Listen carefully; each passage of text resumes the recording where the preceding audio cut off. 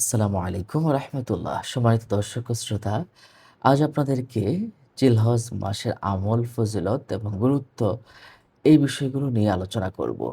মনোযোগের সাথে যদি আমাদের সাথে থাকেন, এই এক ভিডিওতে সমস্ত বিষয়গুলো ইনশাল্লাহ আপনারা পেয়ে যাবেন। পুরোটা সময় জুড়ে আপনাদের সাথে আছি মৌলানা কাজী আমিন আত্তাফহিম। আমাদের এই ভিডিওটা অন্য মুমিন সবাইকে জানাতে শেয়ার করে দিতে পারেন। সম্মানিত দর্শক ও শ্রোতা, জিলহজ মাসের আমল আমরা কেন অত্যধিক করব? উম্মতে মুহাম্মাদীর বয়স ৬০ থেকে ৭০ বছর হয়। তো এর থেকে অধিক খুব কম বয়সের লোকই বাঁচে। তাই অল্প সময়ে অধিক নেকি অর্জনের জন্য মহান আল্লাহ সুবহানাহু ওয়া তাআলা বিভিন্ন মাস এবং দিবসকে ফজিলতপূর্ণ করেছেন। ঠিক তেমনিভাবে একটি মাস হলো জিলহজ মাস। এটা হারাম মাস। আল্লাহ সুবহানাহু ওয়া তাআলা ৪ টি হারাম মাস করেছেন। এর ভিতরে জিলহজ মাস হচ্ছে অন্যতম। আল্লাহ পাকের ভাষায় ইন্না ইদ্দাতাশ শুহুরি ইনদাল্লাহি ১০ শাহরান কিতাবাল্লাহি ওয়ামা খালাকাস সামাওয়াতি ওয়াল আরদ মিনহা আরবাআতু হুরুম যালিকা দ্বীনুল কাইয়্যিম। আল্লাহ সুবহানাহু ওয়া তাআলা বলেছেন, নিশ্চয় মাসসমূহের মধ্যে গণনাসমূহ আল্লাহর কাছে ১২ মাস। আল্লাহর কাছে ১২ মাস তিনি যেদিন আসমান জমিন সৃষ্টি করেছেন এবং এর মধ্যে ৪ টি মাস হচ্ছে সম্মানিত। এটাই হচ্ছে প্রতিষ্ঠিত। সূরা তাওবার ৩৬ নম্বর আয়াতে আল্লাহ পাক রব্বুল আলামিন এই বিষয়টা উল্লেখ করেছেন। সম্মানিত দর্শক ও শ্রোতা, তাহলে এই জিলহজ মাস নিয়ে হাদিস শরীফে কি বলেছেন? হাদিস শরীফে এসেছে, সাইয়্যিদুশ শুহুরি শাহরু রমাদান ওয়া আ'যামুহা কারামাতান লিল জিলহাজ্জা। সবচেয়ে সবচেয়ে মাসের সর্দার হচ্ছে রমজান মাস, কিন্তু সম্মানিত মাস হচ্ছে এই জিলহজ মাস। সুবহানাল্লাহি ওয়া বিহামদিহি। জিলহজ মাস হচ্ছে সবচেয়ে সম্মানিত। কেন সম্মানিত? এই বিষয়ে রাসূল সাল্লাল্লাহু আলাইহি সাল্লাম ইরশাদ করেছেন, এই মাসে ইয়াউমুত তারবিয়া রয়েছে। হযরত ইসমাঈল আলাইহিস সালামকে কুরবানি করার বিষয়ে ইব্রাহিম আলাইহিস সালাম যে স্বপ্ন দেখেছিলেন, এটা এই মাসের একটা দিনে। আর ইয়াউমে আরাফা রয়েছে। ইয়াউমে আরাফা হচ্ছে হজের দিন। এছাড়া হজের দিন, আইয়ামে তাশরিকের দিনগুলো অত্যন্ত মর্যাদাপূর্ণ। আর এই তারিখেই রয়েছে কুরবানির দিন, ইয়াউমুন নাহর যেটাকে বলে। সুবহানাল্লাহি ওয়া বিহামদিহি। তাহলে এইজন্যই এটা আমাদের জন্য খুবই গুরুত্বপূর্ণ। আল্লাহ পাক রব্বুল আলামিন এটাকে হজের মাস হিসাবে নির্ধারিত করেছেন। এই মাসে আল্লাহ পাক কিছু বিধিনিষেধ দান করেছেন। হ্যাঁ, এই মাসে আল্লাহ পাক রব্বুল আলামিন জিলহজের যে প্রথম মাসগুলো, প্রথম ১০ দিনগুলো দিয়েছেন, এর বিশেষ বিশেষ ফজিলত আমরা হাদিস শরীফে পেয়েছি। আল্লাহ সুবহানাহু ওয়া তাআলা এই ১০টা দিনের কসম খেয়েছেন এভাবে, ওয়াল ফাজরি ওয়া লায়ালিন আশর ওয়া শাফঈল ওয়াল ওয়াতরি। শপথ ফজরের এবং শপথ ১০ রাত্রির এবং শপথ জুহর এবং বেজরের। এখানে সূরা ফজরে আল্লাহ পাক রব্বুল আলামিন যে শপথ, যে ১০ দিনের শপথ করেছেন, এটা হচ্ছে জিলহজ মাসের প্রথম ১০ দিনের। আর ওয়াশ-শাফঈ ওয়াল ভিতর, ওয়াশ-শাফঈ মানে হচ্ছে কুরবানির দিন, জুহর দিন, আর বেজুর দিন হলো আরাফার দিন। তাহলে আমরা এই বিষয়টা পেলাম। এবারে আসেন বছরের সর্বশ্রেষ্ঠ দিন কোনটা?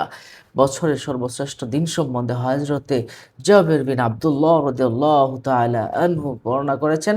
রাসূলুল্লাহ সাল্লাল্লাহু আলাইহি সাল্লাম বলেছেন, আফদালু আইয়ামিদ দুনিয়া আইয়ামুল আশর। দুনিয়ার দিনসমূহের মধ্যে জিলহজের প্রথম ১০ দিন সবচেয়ে সর্বোত্তম সম্মানিত দিন। সুবহানাল্লাহ! পৃথিবীতে যত দিন আছে, সবচেয়ে উত্তম দিনগুলো হলো এই সবচেয়ে এই আপনার জিলহজ মাসের প্রথম ১০ দিন। সুবহানাল্লাহ, সুবহানাল্লাহ! এই দিনগুলি আল্লাহ পাকের কাছে প্রিয় হওয়ার কারণ হচ্ছে, আল্লাহ পাক রব্বুল আলামিন প্রিয় নবীজি সাল্লাল্লাহু আলাইহি সাল্লামকে বলেছেন এই ১০ দিনের বিষয়ে, মাল আমালু ফি আইয়ামিল আশরি আফদালু মিনাল আমালি ফি হাদিহি ক্বালু আলাল জিহাদ। রাসূল করিম সাল্লাল্লাহু আলাইহি সাল্লাম বললেন যে, এমন কোনো দিন নেই যে এই ১০ দিনের চেয়ে অধিক গুরুত্বপূর্ণ, এই ১০ দিনের আমল চেয়ে অধিক প্রিয়। সুবহানাল্লাহ। সাহাবায়ে কেরাম বললেন, হে আল্লাহ রাসূল, আল্লাহর পথে জিহাদ করাও কি নয়? রাসূল সাল্লাল্লাহু আলাইহি ওয়াসাল্লাম না, বললেন না জিহাদও নয়। তবে যারা আল্লাহর রাস্তায় জানমাল নিয়ে বের হয়ে যায় আর ফেরত না আসে তাদের ব্যাপারটা আলাদা। সুবহানাল্লাহ। এটা সহিহ হাদিসের ব্যাপারে এই বিষয়টা রয়েছে। আর অন্যত্র রাসূলুল্লাহ সাল্লাল্লাহু আলাইহি সাল্লাম বলেছেন, মা মিন আমালিন আযকা ইনদাল্লাহি আযজা ওয়া জাল্লা ওয়ালা আ'যামা আজরান, যেসব আমলের মাধ্যমে আল্লাহ সন্তুষ্টি এবং সর্বোত্তম মর্যাদা লাভ করা যায়, জিলহজ মাসের ১০ দিন হচ্ছে এটা সর্বোত্তম একটা দিন। এই ১০ দিনে মৌলিক এবাদতগুলো একসাথে হয়। মৌলিক এবাদতগুলো কোনটি?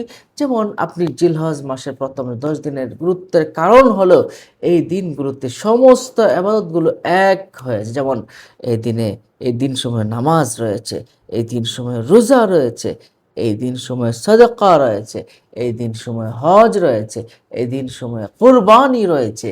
আল্লাহু আকবার, আল্লাহু আকবার। এই দিনে কি নেই এই দিনসমূহে? যার কারণে এই দিনসমূহ হচ্ছে সবচেয়ে পছন্দনীয় এবং আল্লাহর কাছে সম্মানিত, সম্মানিত। সুবহানাল্লাহ, সুবহানাল্লাহ।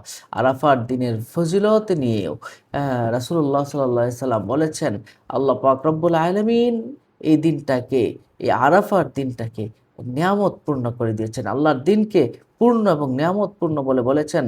এই আরাফার দিন তিনি ঘোষণা করেছিলেন, আল্লাহ পাক রব্বুল আলামিন বাণী, আল-ইয়াউমা আকমালতু লাকুম দীনাকুম ওয়া আতমামতু আলাইকুম নি'মাতি ওয়া রাদিতু লাকুমুল ইসলাম আদ-দীন। আমি তোমাদের জন্য দিনকে পূর্ণাঙ্গ করে দিয়েছি এই দিনে।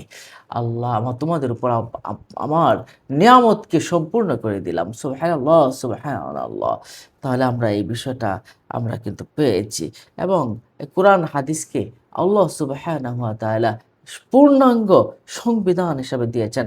যা আমার রাসূল সাল্লাল্লাহু আলাইহি ওয়াসাল্লাম ভাষায় বলেছেন, তারাকতু ফিকুম আমরাইনি লান তাদিল্লু বা'দাহা ইন ইনিস ইনি ইতাসামতুম বিহি কিতাবাল্লাহ ওয়া সুন্নাতি রাসূলি। যে দুটো জিনিসকে আঁকড়ে ধরবে সে কখনো বিপদগামী হবে না। একটা হলো কিতাব আল্লাহ ওয়া সুন্নাতি রাসূলিল্লাহ।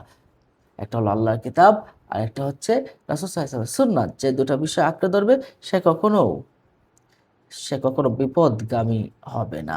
আল্লাহ সুবহানাহু ওয়া তাআলা এই মাসের একটি দিনের ব্যাপারে তিনি কিন্তু কসম খেয়েছেন আবারও, আল ইয়াউমিল মাউউদ, ইয়াউমুল কিয়ামা, ওয়াল ইয়াউমুল মাশহুদ, ইয়াউমে আরাফা, ওয়াশ শাহিদি ইয়াউমুল জুমআ। সুবহানাল্লাহ, সুবহানাল্লাহ। কিয়ামতের দিন হলো ইয়াউমুল মাশহুদ, এটা আরাফাতের দিন। সুবহানাল্লাহ, সুবহানাল্লাহ। তাহলে আমরা যে বিষয়টা আমরা এখানে জানবো যে আরাফার দিনে আরাফাতের ময়দানে কিন্তু আল্লাহ পাক রব্বুল আলামিন বান্দাদের কাছ থেকে সেই আলমে আরওয়াতে তিনি কিন্তু আমাদেরকে বলেছিলেন, আলাস্তু বিরব্বিকুম, আমি কি তোমাদের প্রভু নই? ক্বালু বালা, আমরা সবাই কিন্তু বলেছিলাম হ্যাঁ আপনি আমাদের প্রভু। এটা কোন দিন ছিল? এই এই যে জিলহজ মাসের দিনে ছিল। সুবহানাল্লাহ, সুবহানাল্লাহ। এই দিন বেশি মানুষকে আল্লাহ পাক রব্বুল আলামিন আরাফার দিনে বেশি মানুষকে জাহান্নাম থেকে মুক্তি দান করেন। আয়েশা সিদ্দিকা রাদিয়াল্লাহু তাআলা আনহা থেকে বর্ণনা করেছেন, তিনি বলেন রাসূল সাল্লাল্লাহু আলাইহি ওয়াসাল্লাম বলেছেন, মা মিন ইয়াউমিন আকসারা আন ইয়া'তিকাল্লাহু ফিহি আবদান মিনান নার। আল্লাহ পাক রব্বুল আলামিন ওই বান্দাদের খুব নিকটবর্তী হন এবং ফেরেশতাদের কাছে গর্ব করতে থাকেন। এরা কি চায়? তখন তারা বলে দেয় যে তারা এটা চায়। আল্লাহ পাক বললেন তাদের ক্ষমা করে দিলাম। সুবহানাল্লাহ, সুবহানাল্লাহ। এই দিনে ফেরেশতাদের নিয়ে আল্লাহ পাক রব্বুল আলামিন গর্ব করতে থাকেন ফেরেশতাদের কাছে। হ্যাঁ, আল্লাহ পাক বান্দাদেরকে নিয়ে গর্ব করতে থাকেন। কারণ হলো আরাফার দিন বিকেলে আরাফায় অবস্থানকারীদের জন্য ফেরেশতাদের নিয়ে গর্ব করে বলেন, দেখো তোমরা আমার বান্দাদের দিকে, তারা উস্কো চুল নিয়ে আমার দরবারে হাজির হয়েছে, তাদেরকে আমি ক্ষমা করে দিলাম। সুবহানাল্লাহ, সুবহানাল্লাহ। সম্মানিত দর্শক ও শ্রোতা, এই দিন মুসলমানদের হাজীদের জন্য একটা ঈদের দিন। এই আরাফার দিন, আরাফার দিনের দোয়া হচ্ছে সবচেয়ে উত্তম দোয়া। আমার প্রিয় নবী সাল্লাল্লাহু আলাইহি ওয়াসাল্লাম বলেছেন, খায়রুদ দুআই ইয়াউমে আরাফা। সবচেয়ে উত্তম দোয়া হচ্ছে এই আরাফার দিনের দোয়া। সবচেয়ে যে দোয়া করবেন সেই দোয়াই আল্লাহ পাক কবুল করবেন। আর সর্বোত্তম দোয়া হচ্ছে লা ইলাহা ইল্লাল্লাহু ওয়াহদাহু লা শারীকা লাহু লাহুল মুলকু ওয়া লাহুল হামদু ওয়া হুয়া আলা কুল্লি শাইইন কাদির। এই দোয়াটা বেশি করে পড়বেন। আর এই দিনে যারা হাজী নয় তারা যদি রোজা রাখে, আবু কতাদা রাদিয়াল্লাহু তাআলা আনহু থেকে এই দিনের রোজা রাখার বিষয়ে তিনি বলেছেন, রাসূল সাল্লাল্লাহু আলাইহি ওয়াসাল্লাম বলেছেন, সিয়ামু ইয়াউমে আরাফা আহতাসিবু আলাল্লাহি আন ইউকাফিরা সানাতান আল্লাতী ক্বাবলাহু ওয়াস সানাতা আল্লাতি বাদা। আরাফার দিনের সিয়াম সম্পর্কে জিজ্ঞাসা করা, তিনি বলেন, আমি মনে করি আল্লাহ পাক রব্বুল আলামিন বিগত ১ বছরের গুনাহ এবং আগামী ১ বছরের গুনাহের কাফারা স্বরূপ হয়ে যাবে এই রোজাটা। সুবহানাল্লাহ, সুবহানাল্লাহ। তাহলে ২ বছর রোজা রাখার সমান সওয়াব এই আরাফার দিনের রোজা। আপনি কোন দিন রাখবেন? আরাফার দিনের সাথে মিলিয়ে রাখবেন? নাকি আমাদের তারিখ অনুযায়ী রাখবেন? আমাদের তারিখ অনুযায়ী রাখবেন। আরাফার দিন ওখানে যেদিন অবস্থান করবে, এদিন আমাদের নয়। আমাদের তার পরের দিন হলো আমাদের রোজা।